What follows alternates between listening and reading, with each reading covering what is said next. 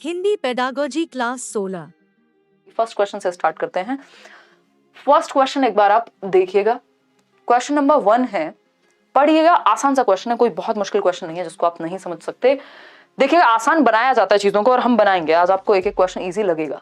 अगर हम बात करें क्वेश्चन नंबर 1 की, तो ये कहता है एक भाषा शिक्षिका यानी एक लैंग्वेज टीचर अपनी कक्षा की शुरुआत, आपने लैंग्वेज 1 ली हो, हिंदी 2 ली हो, फर्क नहीं पड़ता है यहाँ पे, है ना, सिलेबस सेम है।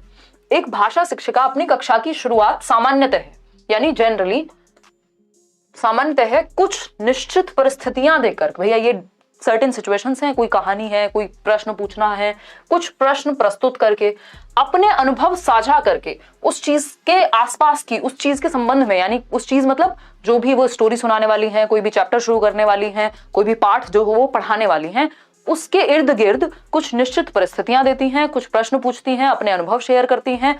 इससे क्या होगा, इसको हम पूर्व ज्ञान को जांचना कहते हैं, या बच्चे के पूर्व ज्ञान से जोड़ना कहते हैं। यानी जो प्रीवियस नॉलेज है, जो ओल्ड नॉलेज है, जो बच्चा जानता है, जो वो लेके आया है अपने घर से, उससे आप कनेक्ट कर रहे हैं नए चैप्टर को। ये पढ़ाने का बेस्ट तरीका होता है ना। प्रीवियस नॉलेज टेस्टिंग जैसी चीज आपने लेसन प्लान, पाठ योजना कभी बनाई होगी तो आपको याद होगा। तो पठन पूर्व के कार्य हैं, ये पठन के दौरान के कार्य हैं, निरंतर चलने वाले कार्य हैं, या पठन पश्चात के कार्य हैं। मतलब भाई कक्षा की शुरुआत में पढ़ लीजिए, एक भाषा शिक्षिका अपनी कक्षा की शुरुआत सामान्यतः है कुछ निश्चित परिस्थितियां, प्रश्न या अनुभव के द्वारा कर रही हैं।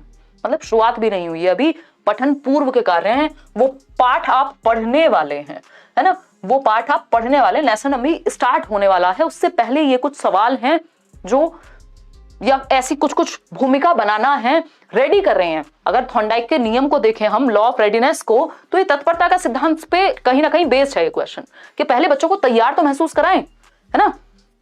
तो अगर बच्चा तैयार होगा, नहीं तो फिर वही होगा कि आप घोड़े को कुएं तक ले जा सकते हैं, पानी के पास तक ले जा सकते हैं, पिला नहीं पाएंगे।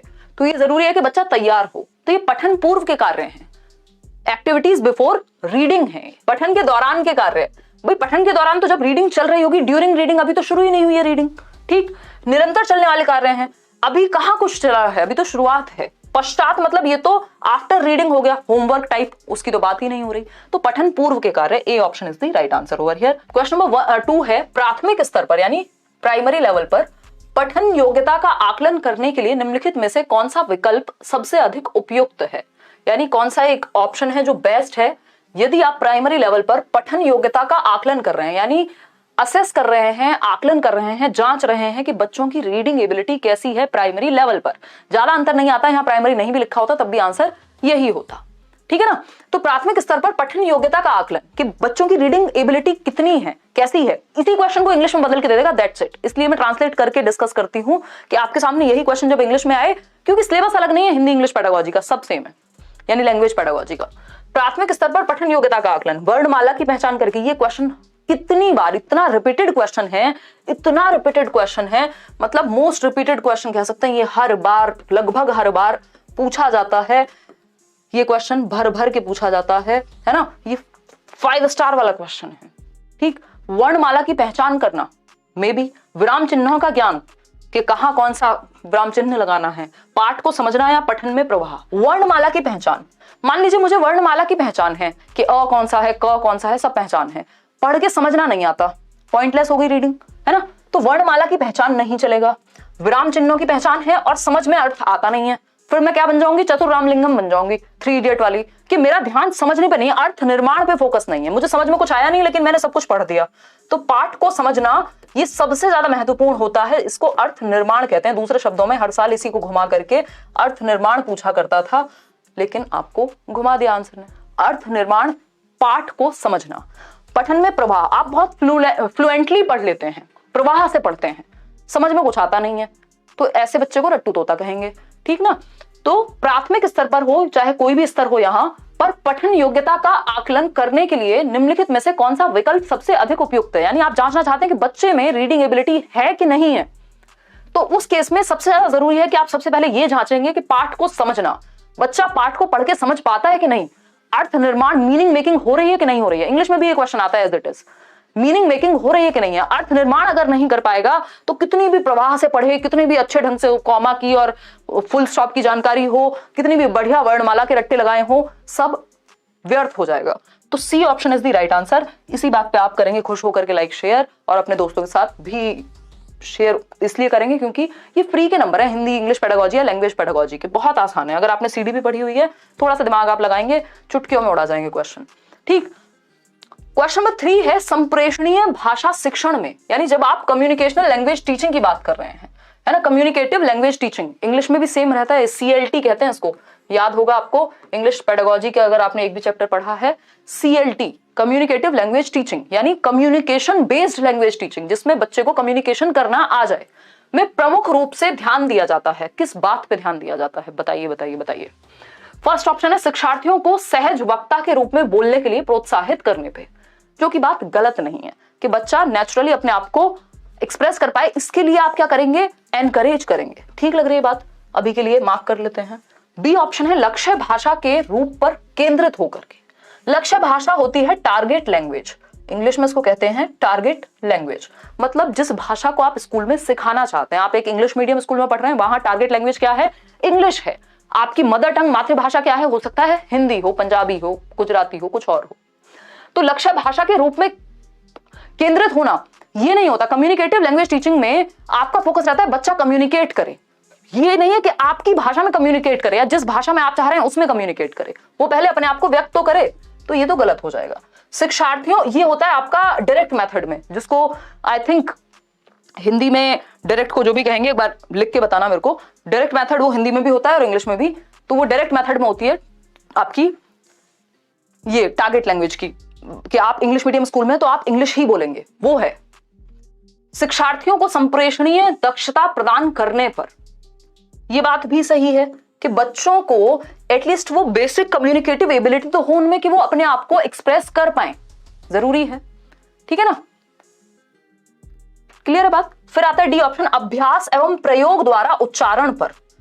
उच्चारण पे फोकस नहीं है, यहां कम्युनिकेट करने पे फोकस है। उच्चारण थोड़ा बहुत इधर उधर जाएगा, चल जाएगा। ठीक है ना, तो यहां पे 2 ऑप्शन हमें सही लग रहे हैं।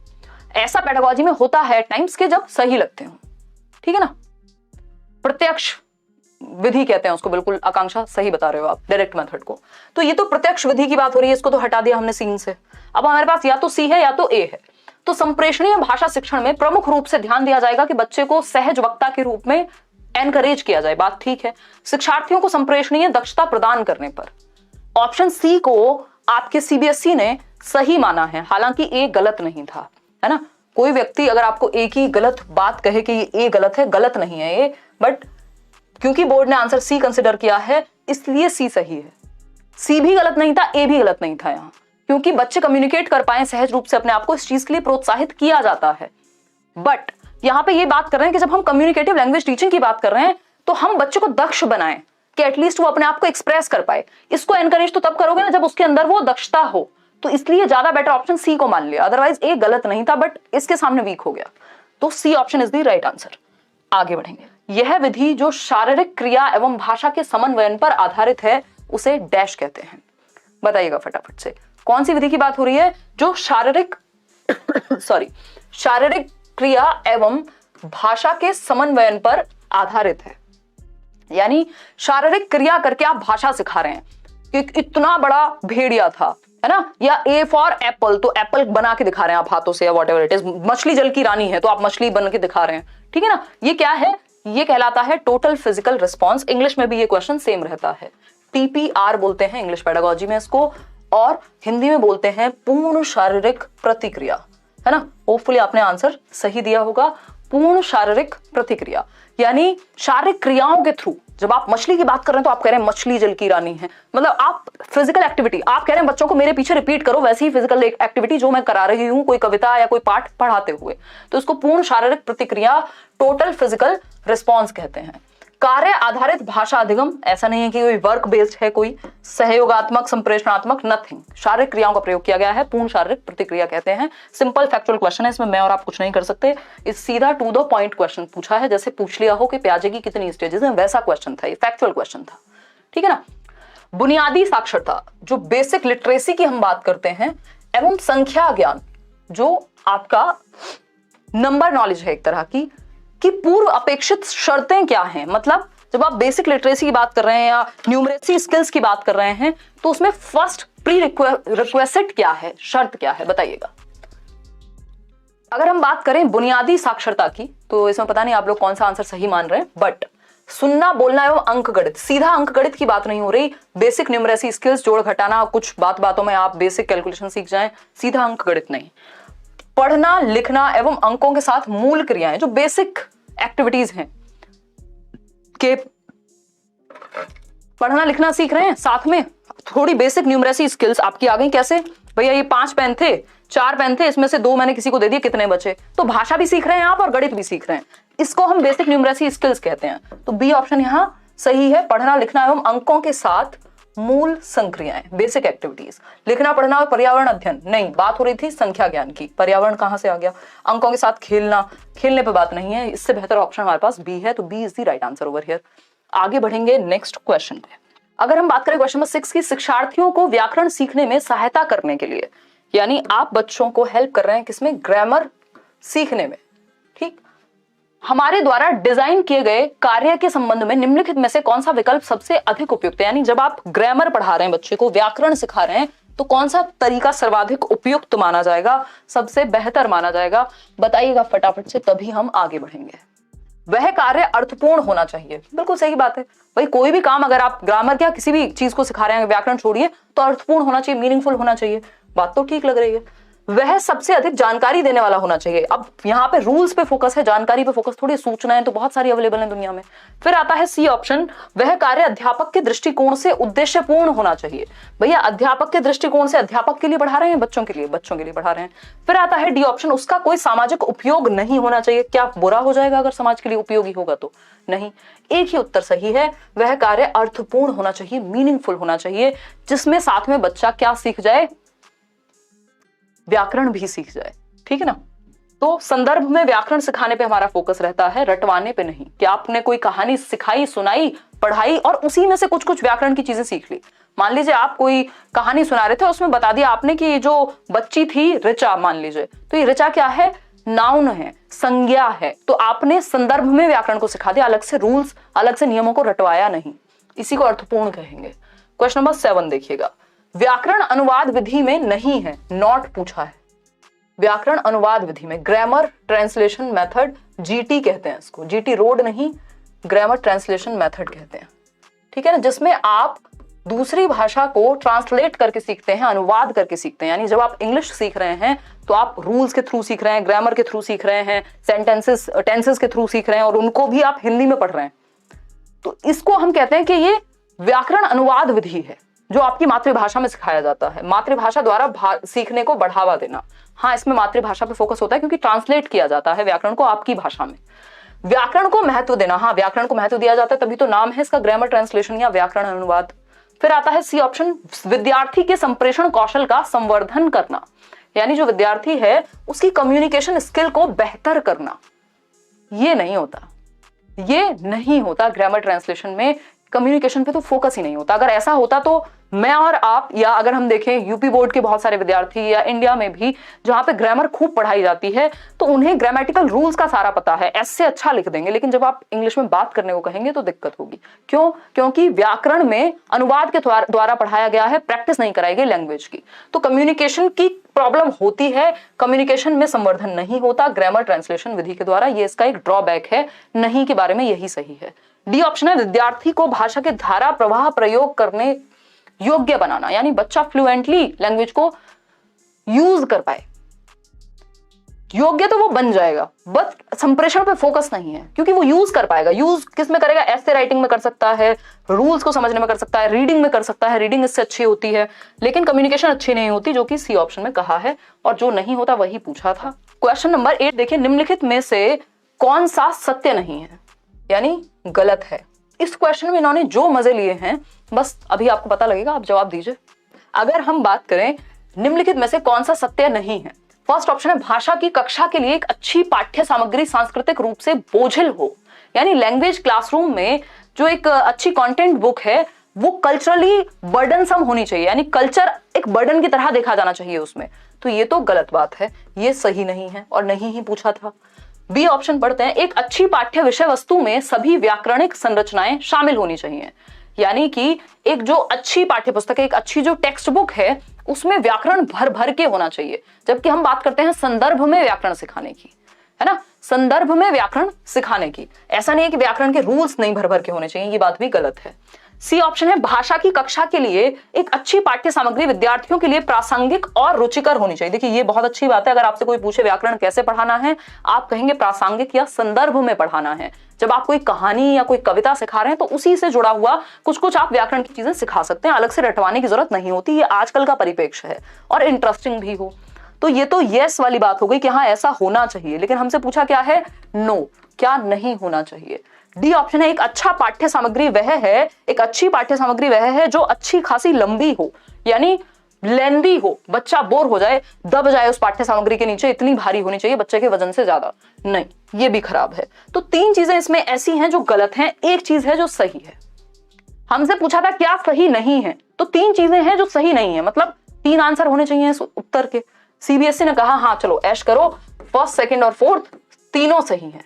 तो अगर आपने पेपर में फर्स्ट सेकंड फोर्थ में से कोई भी एक लगाया होता तो 1 नंबर आपको मिल जाता। तो ऐसी गलतियां बोर्ड भी करते हैं जो एग्जाम ले रहे हैं, मतलब कि आपके सर में दर्द हो जाए, वहां आप सोचो अरे ये तो एक ही ऑप्शन है जो नहीं के बारे में, कहीं ये क्वेश्चन में तो कोई गड़बड़ नहीं थी, है ना।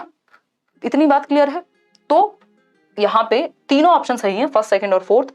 सी ऑप्शन जो है वो ऑपोजिट था। निम्नलिखित में से कौन सा विकल्प पठन पूर्व गतिविधि, अभी जो फर्स्ट क्वेश्चन हमने किया था उसमें हम एक्टिविटी बिफोर रीडिंग की ही बात कर रहे थे कि टीचर जो है अपने अनुभवों से जोड़े, कुछ कहानी किस्से सुनाए, पूर्व ज्ञान का बारे में जाने बच्चे के, ये सारी बातें हो रही थी। तो कौन सा विकल्प बच्चे की पूर्व ज्ञान को जानने के बारे में सहायक है। पाठ्य सामग्री का अनुवाद करना, अगर ट्रांसलेशन कर देंगे तो इससे पूर्व ज्ञान का कोई संदर्भ, कोई संबंध नहीं है, जस्ट ट्रांसलेशन कर दिया, इसमें प्रीवियस नॉलेज कहाँ टेस्ट हुई, कोई टेस्ट नहीं हुई। बी ऑप्शन है, अनुमान लगाने का कार्य। ये बात सही है कि जब आप प्रीवियस नॉलेज टेस्ट करते हैं, जब आप पढ़ाने से पहले कुछ कुछ चीजें टेस्ट कर रहे हैं या अपने अनुभव शेयर कर रहे हैं, कोई गतिविधि करा रहे हैं, तो बच्चा अनुमान लगाएगा कि आज हम पढ़ने क्या वाले हैं। भाई आप जब पढ़ाने जाते थे, याद होगा आपको, मुझे याद है टीचिंग ट्रेनिंग में अपनी, तो पहले हम क्या पूछते थे, कुछ कुछ आसपास के सवाल पूछते हैं पूर्व ज्ञान को जांचने के लिए कि अच्छा बच्चों आपने बादल देखे हैं, तो अच्छा फिर घुमा फिरा के हम लाएंगे कि आज हम बारिश को समझेंगे, है ना। वैसे ऐसा कोई टॉपिक होता नहीं है। तो अनुमान लगाने का कार्य आप करते हैं, ये बात सही है पढ़ने से पहले। शिक्षार्थियों को पाठ्य सामग्री का सारांशीकरण करने के लिए कहना, भैया कॉन्क्लूजन तो लास्ट में निकालोगे, पहले पता तो हो कहानी क्या है, कॉन्क्लूजन तो तब निकालेंगे, कॉन्क्लूजन तो ब्रेकअप के बाद निकालते हैं, पहले कैसे निकालोगे। ठीक।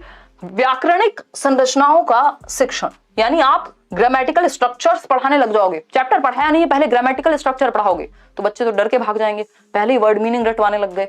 नहीं, अनुमान लगाने का कार्य, यानी आप प्रिडिक्ट करने लगते हैं, पठन पूर्व गतिविधि से आपको प्रिडिक्शन दिमाग में आ जाती है, अनुमान लगाने लगते हैं कि हो सकता है आज मैम ये चैप्टर पढ़ाने वाली हूं, क्योंकि आपने 2-4 क्वेश्चन उस टॉपिक के अराउंड, उस पार्ट के आसपास के पूछे हैं, तो अनुमान लगाएगा बच्चा।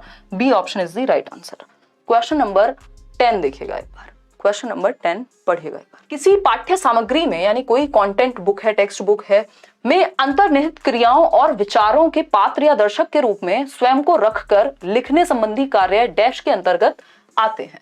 यानी कोई एक स्टोरी पढ़ी, कोई मूवी देखी और आप खुद को रख रहे हैं उस कैरेक्टर की जगह पर और तब सोच रहे हैं, है ना, आप बन गए हैं सेंटर ऑफ अट्रैक्शन, उस स्टोरी के जो मेन पात्र हैं आप बन गए हैं और अब आप अपने आप को सेंटर में रख के सोच रहे हैं।